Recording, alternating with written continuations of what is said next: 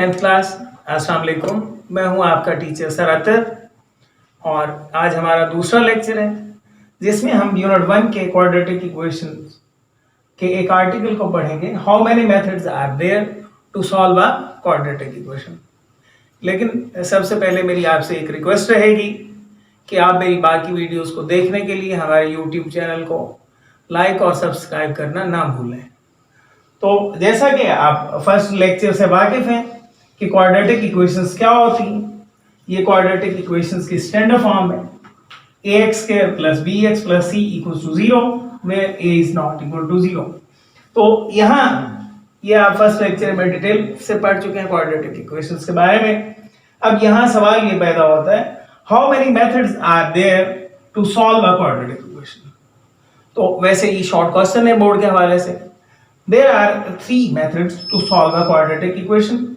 हम number 1 by factorization, number 2 by completing square method, number 3 by quadratic formula। आज हमारा focus सिर्फ और सिर्फ फैक्टराइजेशन पे रहेगा, जबकि कंप्लीटिंग स्क्वायर जो है वो आपको मेरे लेक्चर नंबर 3 में मिलेगी और क्वाड्रेटिक फार्मूला हम जो है वो लेक्चर नंबर 4 में डिस्कस करेंगे जी। तो अब हम exercise 1.1 question number 2 solve the following by factorisation. तो हमारा फर्स्ट पार्ट है x² - x - 20 = 0। तो अब आप देख सकते हैं कि यहाँ पर हमारे पास 3 वैल्यूज हैं, एक x² है, एक x है और एक कांस्टेंट वैल्यू है।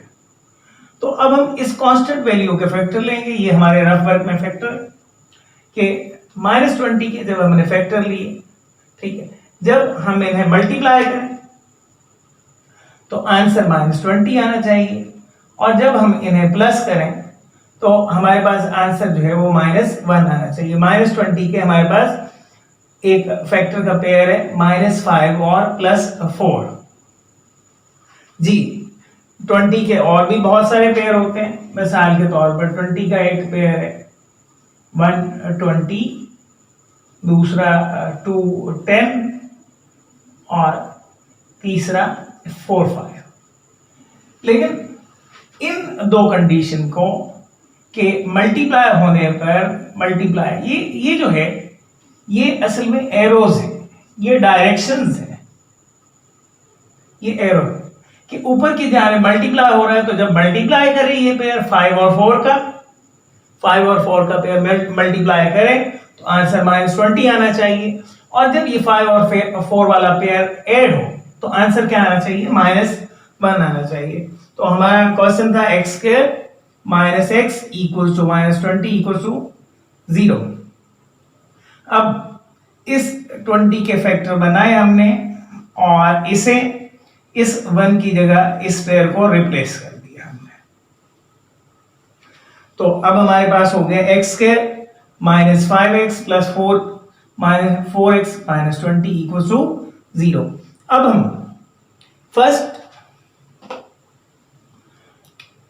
2 वैल्यूज से कॉमन लेंगे। तो क्या कॉमन है यहाँ पर, ऑब्वियसली x कॉमन है यहाँ पर और यहाँ दूसरे पेयर से, दूसरे ग्रुप से यहाँ हमारे पास 4 कॉमन है।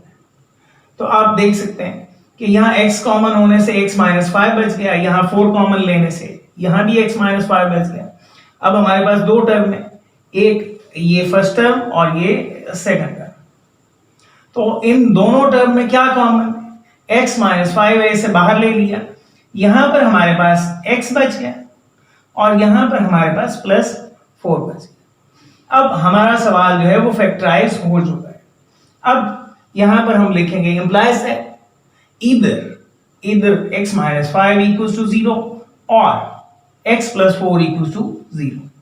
अब 5 को अगर इस तरफ ले जाएं तो ये प्लस हो जाएगा और 4 को अगर इस तरफ इक्वल के इस तरफ ले जाएं तो ये माइनस हो जाएगा।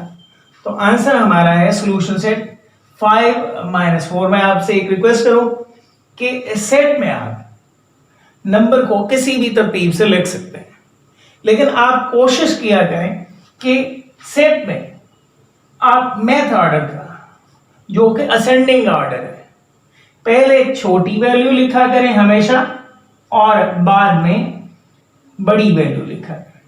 तो वैसे तो इसमें कोई मामानियत नहीं है कि आपने सोल्यूशन सेट लिख दिया 5 - 4, लेकिन ये लिखना -5 और -4 और 5 ये ज्यादा बेहतर है, क्योंकि पहले छोटी वैल्यू होनी चाहिए और बाद में बड़ी वैल्यू होनी चाहिए। आप जानते हैं अच्छी तरह से कि माइनस वाली सारी वैल्यूज है वो छोटी होती हैं और प्लस वाली वैल्यूज बड़ी होती हैं।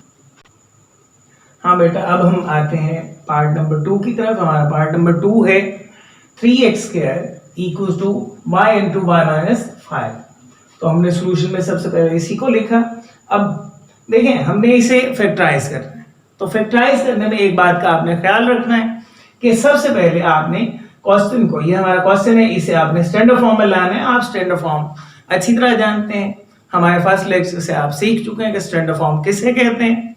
तो स्टैंडर्ड फॉर्म का मतलब है कि सब कुछ एक तरफ होना चाहिए और दूसरी तरफ 0 होना चाहिए। तो इसके लिए हम y को अंदर वालों से मल्टीप्लाई करते हैं। y के साथ तो y² हो गया और y 5 के साथ तो 5y हो गया। अब सारी वैल्यूज जब एक इक्वल के इस तरफ आएगी तो साइन चेंज हो जाएंगे। ये आपके सामने, ये y² ये माइनस का हो गया और ये -5y ये प्लस का हो गया। अब आपने हर बार एक चीज का ख्याल रखना है कि ये जो सिमिलर वैल्यूज होती हैं, ये अगर एक दूसरे से प्लस माइनस हो रही हैं तो इन्हें कर दें। तो आपके सामने 3y² - y² = 2y²। तो हमारे पास जो वैल्यू बच गई 2y² + 5y। अच्छा, इसकी जो फैक्टराइजेशन है वो फर्स्ट क्वेश्चन की तरह बिल्कुल नहीं होगी। देखिए, फैक्टराइजेशन का जो बेसिक चीज है कि अगर इनमें कुछ कॉमन भी निकलता है तो आप निकाल ले, वही आपकी फैक्टराइजेशन है। अब आप देख सकते हैं कि यहां पर क्या कॉमन है। तो यहां पर क्या कॉमन है? y कॉमन है। तो जब आपने y को बाहर निकाला तो इस जगह बच गया 2y और यहां बच गया 5। तो हम फिर यही लिखेंगे, implies that either y = 0 और 2y + 5 = 0। तो ये हमारी एक्चुअली फर्स्ट वैल्यू है, y = 0। अब यहां से हम अपनी सेकंड वैल्यू जो है वो ऑब्टेन करेंगे। वो है कि 5 को अगर हम इक्वल के उस तरफ ले जाएं तो ये वहां जाके माइनस हो जाएगा, और 2 क्योंकि y के साथ है, y के साथ मल्टीप्लाई कर रहे हैं तो ये इक्वल के पास जाके डिवाइड करेगा। तो ये हमारे पास दूसरी वैल्यू है। इसका आंसर हमने सॉल्यूशन सेट में देना है।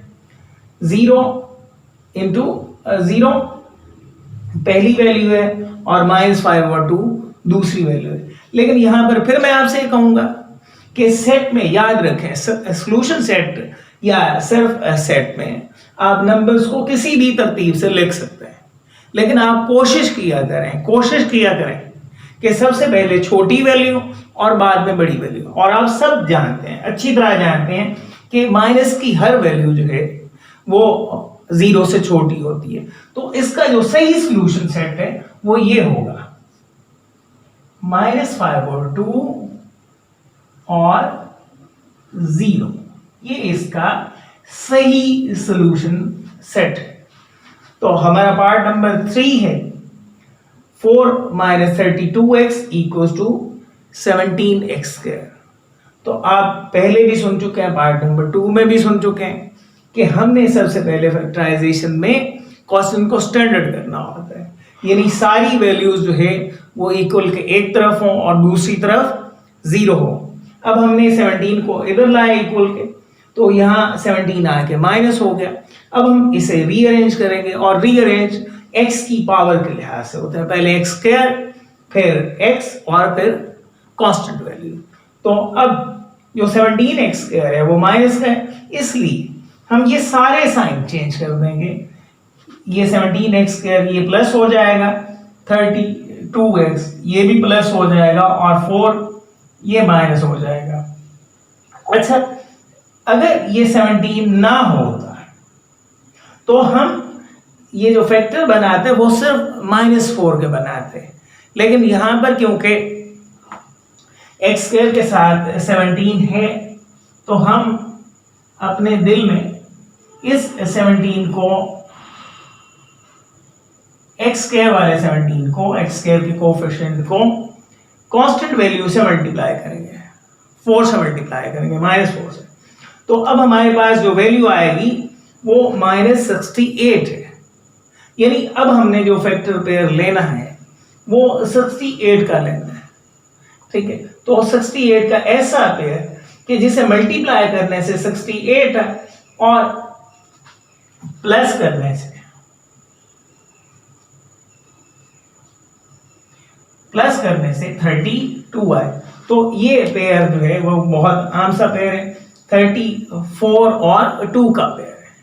अब आपने उन्हीं बातों का ख्याल करना है कि इस पेयर में अगर इस पेयर को हम ये एरोज हैं बच्चे, ये एरोज हैं, एरोहेड डायरेक्शन को शो करते हैं।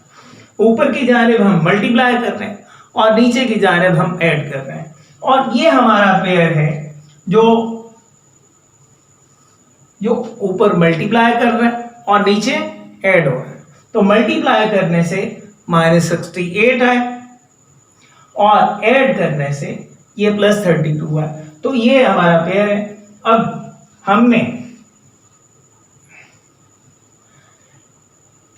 इस 32 को रिप्लेस कर दिया इस पेयर से, ठीक है। तो अब फर्स्ट 2 वैल्यूज में कॉमन लें और सेकंड 2 वैल्यूज में कॉमन लें। तो फर्स्ट 2 वैल्यूज में क्या कॉमन है?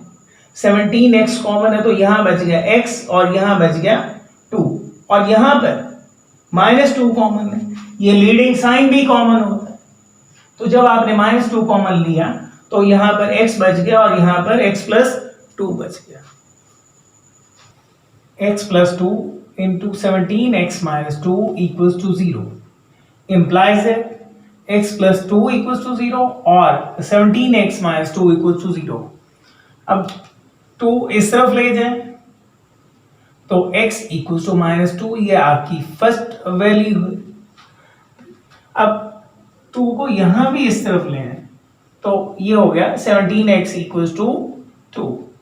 अब 17x के साथ मल्टीप्लाई करता है, तो जो मल्टीप्लाई करता है वो इक्वल क्रॉस करके दूसरी वैल्यू के नीचे जाता है। ये आपका दूसरा सॉल्यूशन हो गया, सेकंड सॉल्यूशन हो गया x = 2/17। तो आपका सॉल्यूशन सेट -2 और 2/17। अच्छा स्टूडेंट, अब आपसे एक रिक्वेस्ट है, एक छोटी सी असाइनमेंट है आपके लिए, कि असाइनमेंट ये है कि मैंने पार्ट नंबर 4 और पार्ट नंबर 5 इस वीडियो में नहीं किया, और इसके एक रीजन है कि मैथ जो है वो इतना ज़्यादा पढ़ने से नहीं आती जितना ज़्यादा खुद करने से आती है। तो ये आपके ज़िम्मे असाइनमेंट है कि आप मेरे इस YouTube चैनल पर ये पार्ट 4 और 5 सॉल्व करके रिप्लाई में सेंड करें। शुक्रिया। तो क्लास आज का हमारा आखिरी सवाल 1.1 question number 2 part number 6, 2/x - 9 = 1/x - 3 - 1/x - 4। ये सवाल भी आज के बाकी सवालों की तरह हमने फैक्टराइजेशन से ही करना। तो आते हैं हम इसकी तरफ। अब आप देख सकते हैं कि 2/x - 9 = 1/x - 3 - 1/x - 4। इस सवाल में हमारे पास 3 फ्रैक्शंस हैं, तो इसे फैक्टराइज करने से पहले हमें इस सवाल को स्टैंडर्ड फॉर्म में लाना है, और आप हमारे फर्स्ट लेक्चर से जानते हैं कि स्टैंडर्ड फॉर्म कैसे बनाई जाती है। हम एक बार फिर रिपीट कर देते हैं। स्टैंडर्ड फॉर्म बनाने के लिए, इस सवाल को स्टैंडर्ड फॉर्म में लाने के लिए हमें ये जो फ्रैक्शंस के नीचे x - 9 है, x - 3 है, x - 4 है, इन x - 3, x - 9, x - 4 से हमें इक्वेशन को बोथ साइड से मल्टीप्लाई करना होगा। अब आप देख सकते हैं multiply by x - 9, x - 3, x - 4 on both side.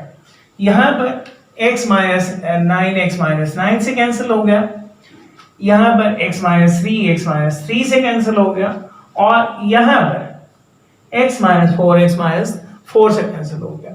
अब ये जो 2 है इसे इन ब्रैकेट्स के शुरू में ले आए, तो यहाँ पर हमारे पास बच गया 2 into x minus 3 x minus 4 equal to, इस फर्स्ट टर्म में हमारे पास बच गया x minus 9 into x minus 4, और सेकेंड टर्म में हमारे पास बच गया एक्स माइनस 9 एक्स माइनस 3।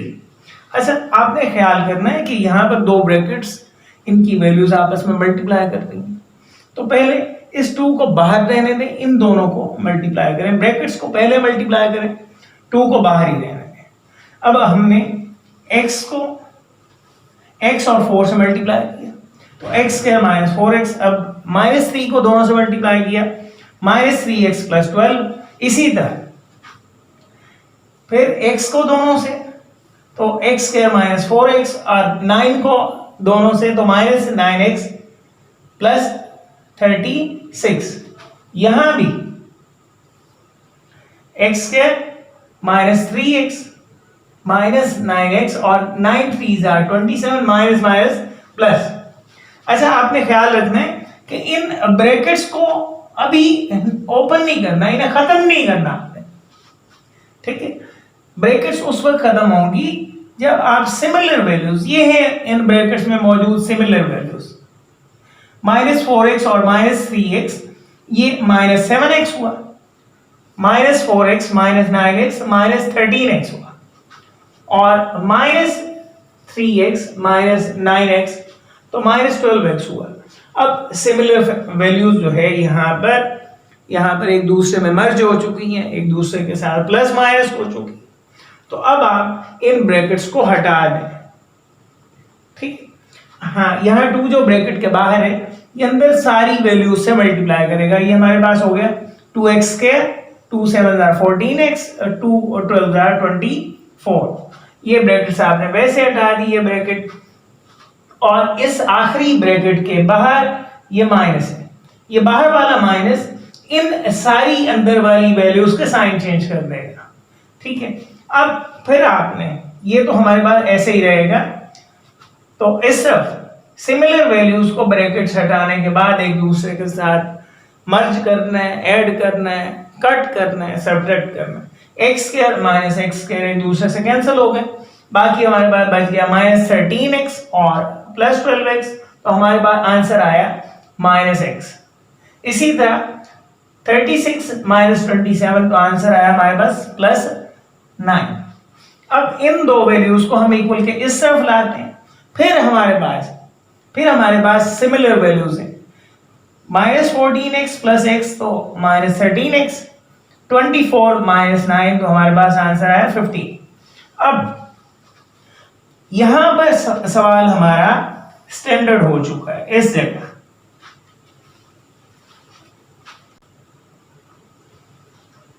जी, तो यहां पर हमारा क्वेश्चन जो है वो स्टैंडर्ड फॉर्म में आ गया है। सारी वैल्यूज हमारी एक तरफ हैं और दूसरी तरफ 0 बच गया है, ठीक है। और ये जो सारी वैल्यूज हमारे पास एक तरफ हैं, ये फर्स्ट वैल्यू एक्स स्क्वायर से है, सेकंड वैल्यू x की है, और ये जो लास्ट वैल्यू है हमारे पास वो कांस्टेंट वैल्यू है। तो अब हम इसे फैक्टराइज से सॉल्व करेंगे। तो ये जो 2 है, एक्स स्क्वायर वाला 2, एक्स स्क्वायर का कोएफिशिएंट जो है, इसे हम कांस्टेंट वैल्यू 15 से मल्टीप्लाई करेंगे। अपने दिल में मल्टीप्लाई करना आपने, ऐसे कोई कर नहीं देना। तो हमारे पास आंसर आ गया 30। अब इस 30 के आपने फैक्टर बनाने के, अगर मल्टीप्लाई करें तो यहां पर प्लस 30 आए, और अगर प्लस करें तो आंसर माइनस 13 आए। आपको बार बार कहा जा रहा है कि ये एक्चुअली ये एरोज हैं, एरोहेड्स। एरोहेड हमेशा डायरेक्शन को शो करते हैं। तो आपने देखा कि जो 30 के फैक्टर हैं वो हमारे पास क्या आया, 10 और 3, और दोनों के साथ आप माइनस का साइन लगाएंगे, माइनस 10 मल्टीप्लाई बाय माइनस 3 तो आंसर आया plus 30, minus 10 plus minus 3 answer आया माइनस 13।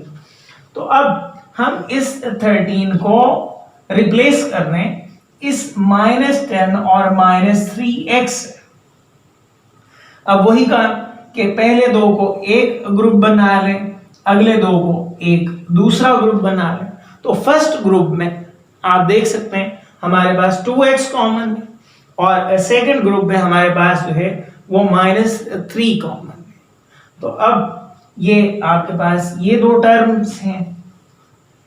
यहां पर आप देखें इन दोनों टर्म में x -5 कॉमन है, तो इस यहां पर ये 2x इधर आ गया और -3 भी इधर आ गया। Implies that either x minus 5 equals to 0 or 2x minus 3 equals to 0।